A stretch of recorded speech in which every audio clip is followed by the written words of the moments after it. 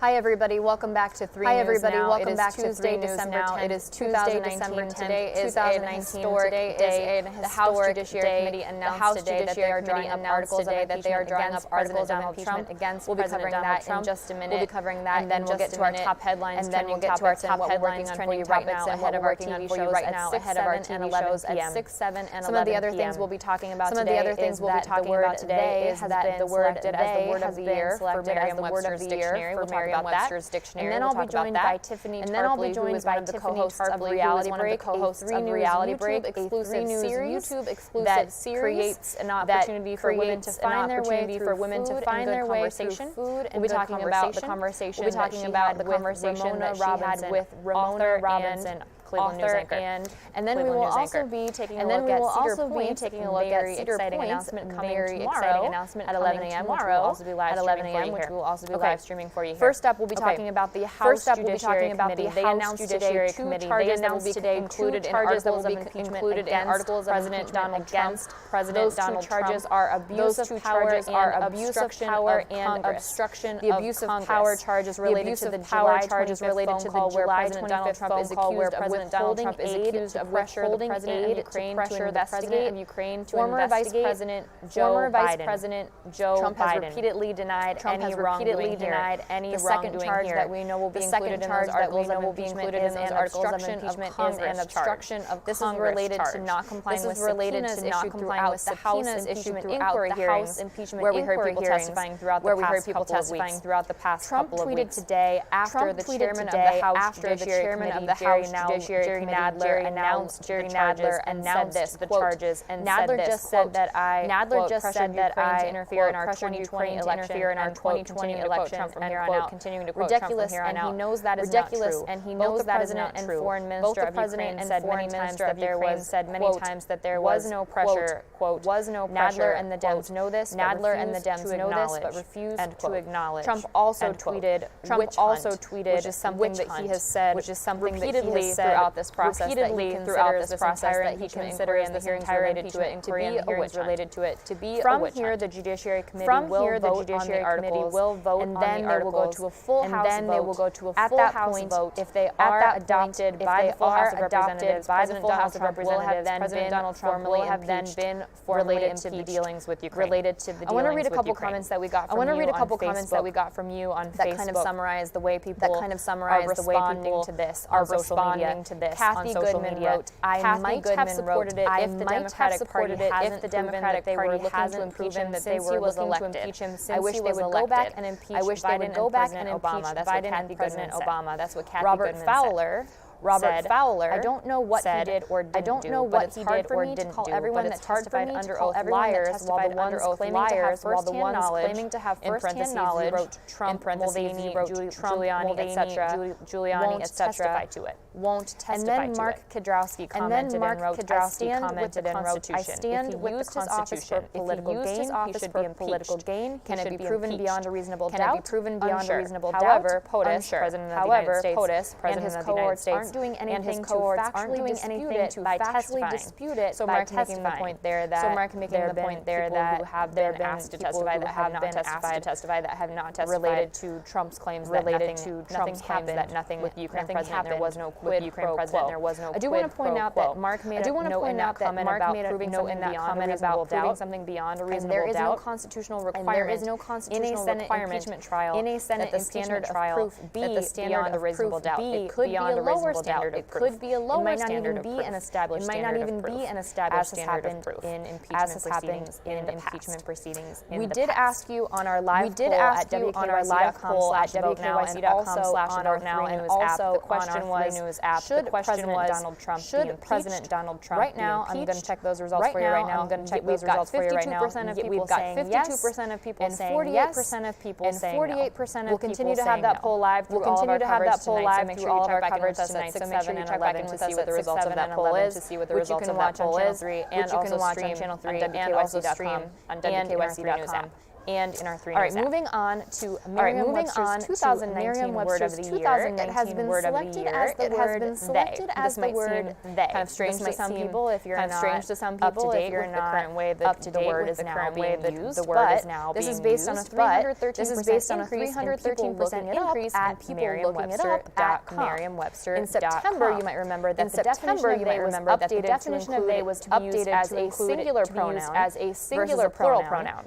Versus a plural pronoun. They can also be used as a pronoun for people who don't identify with the pronouns he and she have been defined as gender non-conforming individuals. People started looking up the word they more in January as model Oslo Grace became model Oslo Grace identifies as transgender, non-binary, and uses non-binary and they and them. So at that point, when Oslo Grace started speaking out publicly about this, people started looking it up. People started looking it up. It became public knowledge, led eventually to this. Also in September there were spikes when popular star wrote on social media that Sam's preferred pronouns are they and them. So we are catching up with the times. Another big moment for gender non-conforming individuals. And Merriam-Webster is leading the charge on that. Some of the other top words looked up in 2019 included quid pro quo, crawdad, and crawdad, and I don't really know what crawdad is doing in there. We'll have to check that out, but we'll have to check that out. Some of those other words, quid pro quo, some of those other words, obviously related to what's going on with President. Okay, now we're going to be bringing in Tiffany. Tiffany Tarpley, who is Reality Breaks and Reality Break about episode 3. We'll be talking with her about where she spoke with Ramona Robinson, along with her co-hosts Danielle Wiggins and Jasmine Monroe about navigating relationships with women who are your friends. Tiffany, thanks for joining us on the live stream. Tiffany, thanks for joining us on the live stream. Appreciate it. Now I was watching the episode of Reality Break. This is the episode of Reality Break series. This is a 4-part series. They're out there, so you can binge it. They're all up on our website. They're all up on our website. They're all up on YouTube. This was particularly interesting to me. One particularly interesting to me is Ramona talks about 3 levels of friendship. One of them being these sort of disingenuous, kind of hangers-on. Tell us what she had to say about that. Hanger-oners is what she called it. Those being the friends who want to be around you and what they think that they can get from you, especially with Ramona in the position that she is in, very well known in this community. Very well known in this community. You can only imagine what type of women who want to be friends, and create those friendships. And even not just with women, and even not just with women, and all kinds of friendships. It's sort of difficult to know. It can be hard to kind of let people trust, and it can be hard to kind of let people in. So when you find yourself in that situation, that only makes it tougher to build those lasting relationships. And that's exactly what we talk about in this episode. An interesting topic that women could relate to.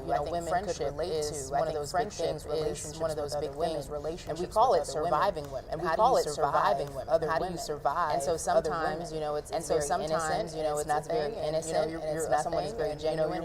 Someone is very genuine. But I think as with anything, there are those people who can you trust them? How do you know when you can trust them? How do you know when someone is true? How do you know when someone is truly what we discuss? And so that's another interesting point that you made in the story. We talk about supporting other women. We talk about supporting other women, and generally to be a good idea, but also we want to talk about being genuine. We want to talk about a really good point about not feeling like you have to support someone. They're a woman. Right. And I think sometimes people think like, women, we need to what if that woman is into something, but what if that woman is into that you don't necessarily agree with? That you don't necessarily just because someone is a woman, someone that you should support, you should support that person. You should support that person.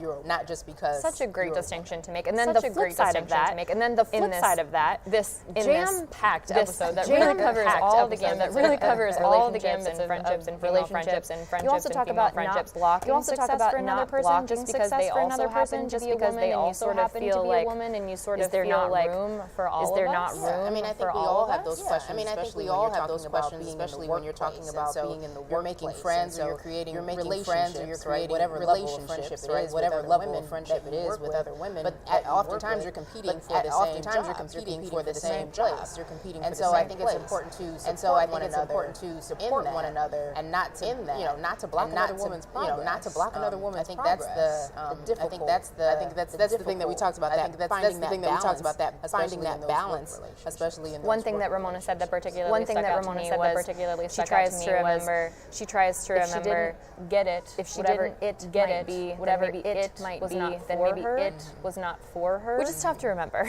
Which is tough to be honest when you're in that situation. I know I've been in that situation. I know I've been in that situation where I'm like, maybe it wasn't for me, but I wanted it. Maybe it wasn't for me, but I wanted that thing. Yeah, and I think she dropped so much. And I think she dropped so much knowledge. Really, I mean, she's been through a lot, and we can all really learn from her. And we can all really learn the struggles that she's kind of the struggles that she talks about in her books. You know, and she talks about in her book that to the table, but she brought that to the table when we had lunch. And so I think that's something that we all face, right? We all want that advancement. We all want that advancement, whatever it is, whatever it is. And then sometimes you don't get it, and then sometimes you don't come to a place where why not me? Come to a place where why not me? Why not me? Right. It's hard not to compare. It's hard not to compare. Let that get between you, and what let that get between you, and what could necessarily be a great friendship, be a really great working relationship, and otherwise, working relationship, and otherwise. She gives us some advice too on that, like how to work through it. That's one thing, like how to work through it. And that's one thing that she said.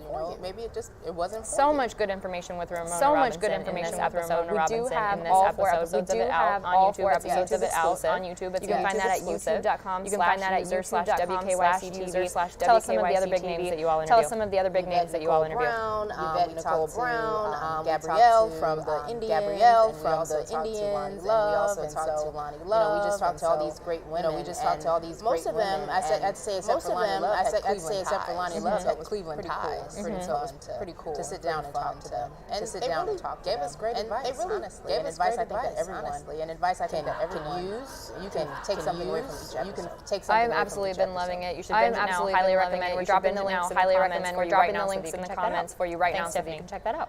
Thanks, Stephanie. Moving on to one very big exciting announcement that is coming tomorrow for Northeast Ohio for Northeast Ohio. The announcement that we've all been waiting for about what is coming up for Cedar Point next season is coming December 11th at 11 a.m. We'll be live streaming that on our site and in our app, so you do not want to miss that. Tomorrow, park officials are expected to announce the biggest portion of what we have in store for the 2020 season. Now, the reason tomorrow has been the big day is because it's exactly 150 days until the opening of Cedar Point's 150th season, which opens on Saturday, May 9th. The spokesperson for the park, Tony Clark, has been working on this announcement since October, so we know it has to be something back then he tweeted. It's kind of crazy how much more new stuff we're adding and creating to your experience for 2020. And we already know some of the changes coming inside the park will make the visit easier. There will be visit food options. There will be new food options, celebration, nighttime celebration. And as I said, we'll be streaming that on our website and in the 3 News app tomorrow. So and in the 3 News app tomorrow. So at 11 a.m. So you don't miss that. 11 a.m. So you don't miss that. Thank you very much for being a part of our 3 News Now. We really appreciate you live stream. We really appreciate you being a part of the comments and the conversation. Being a part of the comments and the conversation going. If you have any comments you'd like to share about the stories we talked about today, you can always tweet me or DM me on Instagram at Haney. Make sure that you like our Facebook page. Make sure that you like our subscribe to our YouTube channel, as I mentioned, at